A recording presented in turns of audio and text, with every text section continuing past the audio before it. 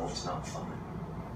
I couldn't have mishandled it any worse, and I apologize. The last couple of weeks I've been giving you hell, and not once have you come to me and complained. And then you got where you protected my daughter. Oh, wow. And you let me think bad of her. It'd be really cool. You say a word, not a word.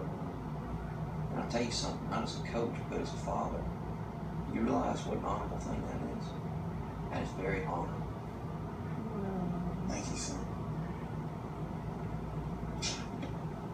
Get your rest this weekend. No good, coach. You bet you, buddy. You bet you. What's your game plan there, baby? Oh, wow.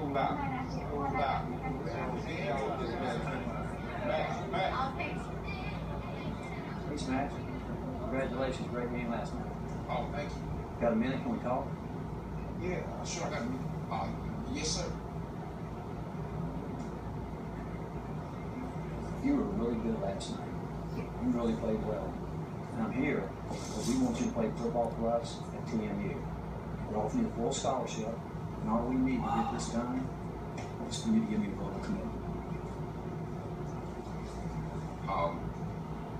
Yeah, but there's no reason to rush, right? I mean, we need to talk about the fine print. The fine print is this. It's going to get down to trust. Who are you going to trust?